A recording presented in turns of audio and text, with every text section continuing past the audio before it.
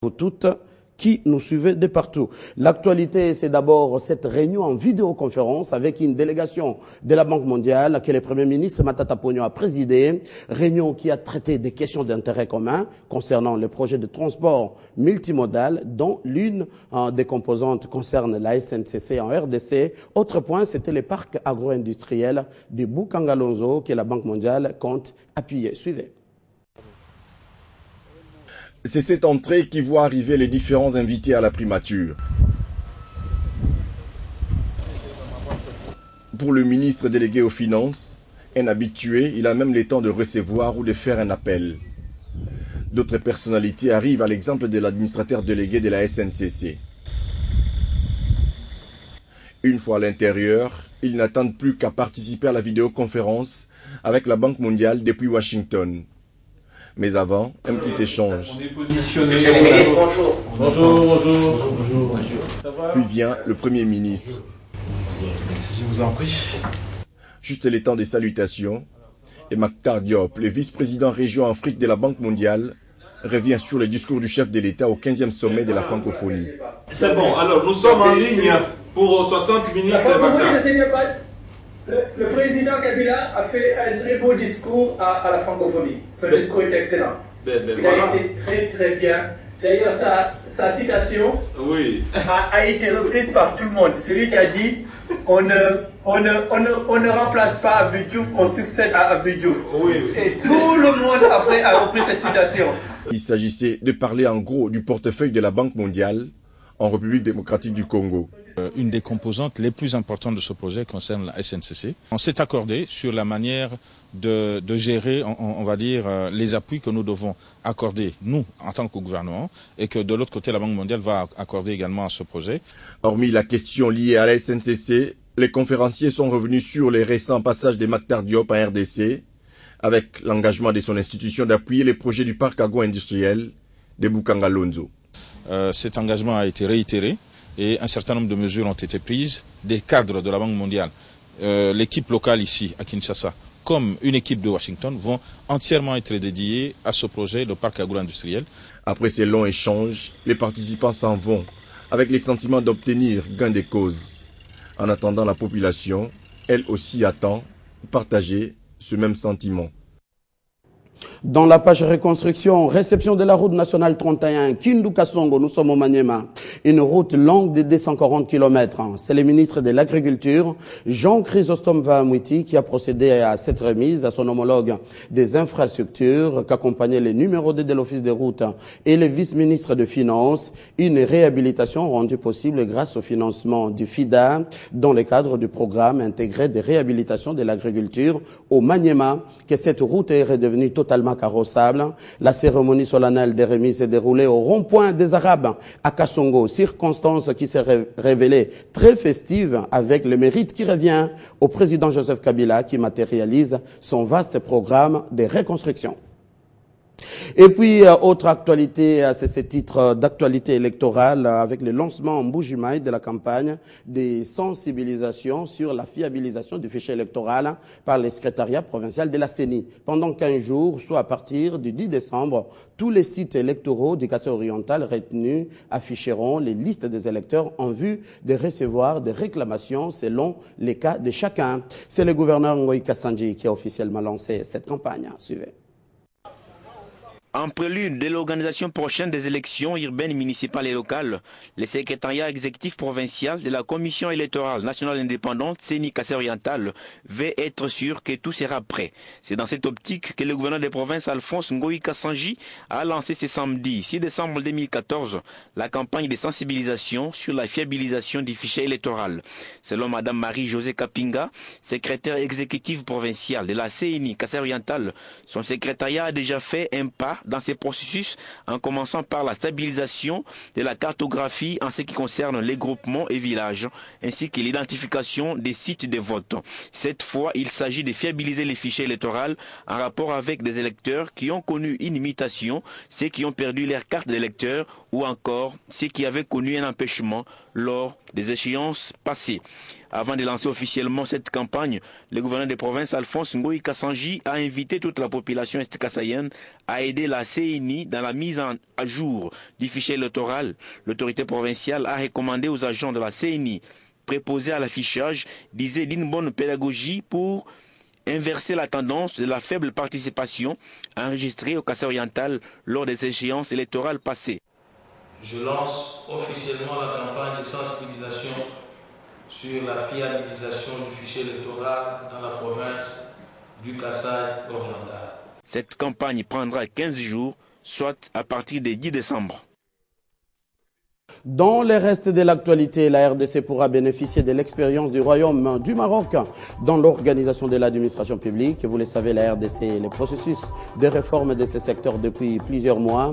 Un protocole d'accord a été signé samedi entre les deux parties à Kinshasa.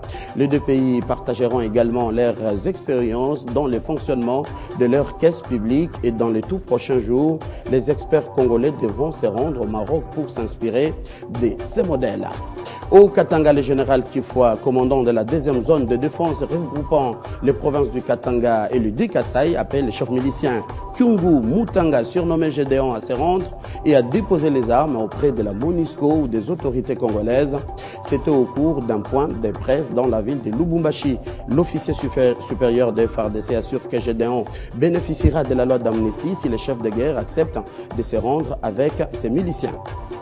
Au Bas-Congo, 1800 réfugiés angolais ayant opté pour le retour volontaire dans leur pays d'origine ont été rapatriés samedi 6 décembre en exécution des accords de la tripartite RDC, ACR et Angola, tandis que les 12 270 autres réfugiés ont choisi de s'intégrer en République démocratique du Congo comme leur seconde patrie. Ces réfugiés ayant décidé de s'intégrer dans la nation congolaise ont reçu chacun une carte de séjour valable jusqu'au 30 juin 2016. Et puis l'actualité internationale, direction le Zimbabwe. Le président Robert Mugabe vient d'introniser son épouse Grace Mugabe à la présidence de la puissante Ligue féminine des ZANU-PF au dernier jour d'un congrès clé pour la succession du vieux chef de l'État en Afrique. Madame Mugabe, 49 ans, fait automatiquement son entrée au bureau politique du mouvement dont elle était jusqu'à présent simple membre sans responsabilité. Pour rappel, sachez que son mari avait été reconduit samedi à la tête du parti au pouvoir, la ZANU-PF, qu'il dirige depuis 1980.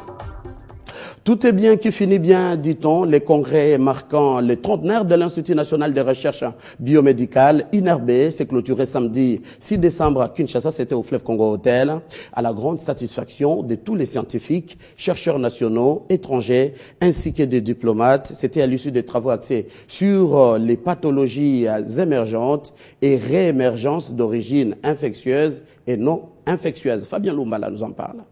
Les 18 qui reviennent, parce que nous savons qu'à eux... 3 jours d'échanges, des discussions et débats riches en informations et expériences entre des scientifiques et chercheurs congolais avec leurs collègues des instituts de recherche de renommée internationale venus de France, de la Belgique et des États-Unis d'Amérique en partenariat avec l'OMS, l'ONU-SIDA, la coopération japonaise, l'USAID et l'OMS-HCAPS. La clôture officielle présidée au nom du ministre de la Santé publique par le Dr Kalambaye, le secrétaire général à la santé, a été une opportunité pour les participants de faire une déclaration dite de Kinshasa sur la lutte contre les choléra en République démocratique du Congo.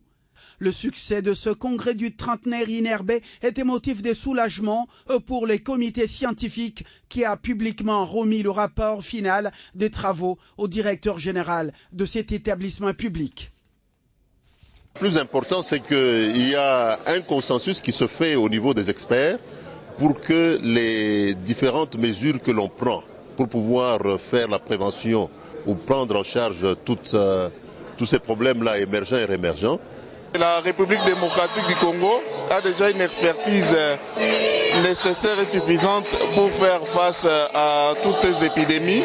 Les réflexions qui ont été menées au cours de ce congrès nous ont permis de réfléchir et de voir dès l'avant, de voir où est-ce que nous sommes et où est-ce que nous souhaitons aller.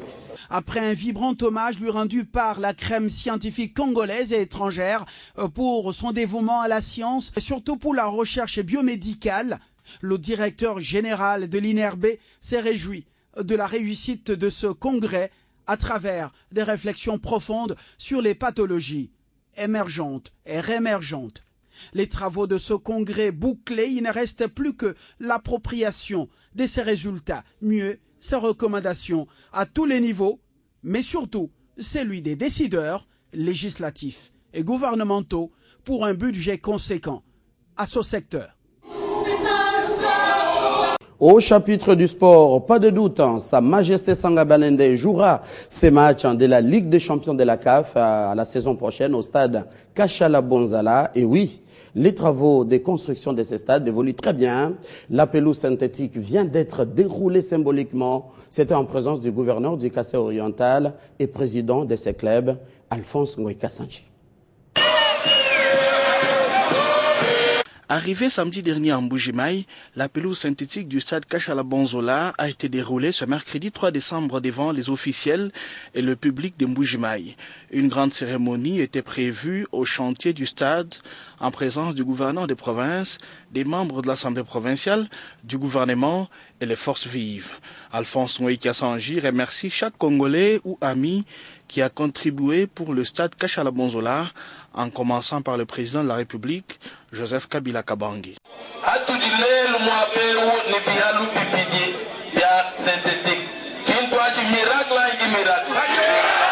Au total, 60 rouleaux de gazon synthétique vert et 15 rouleaux de gazon blanc ont été réceptionnés en Mbuji-Mayi.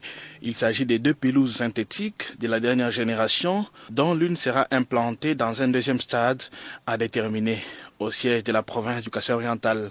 Le stade Kachala Bonzola sera inauguré dans le délai, c'est-à-dire d'ici le 30 janvier 2015, pour permettre à l'équipe de Sa Majesté Sanga Balende d'y recevoir ses visiteurs de la Ligue des champions de la CAF dès la mi-février de la même année. Le début de la pose de la pelouse synthétique au stade Kachala Bonzola est prévu pour la fin de cette semaine. Et puis, Coupe de Confédération africaine de football, les Égyptiens d'Al Ahly ont remporté la finale.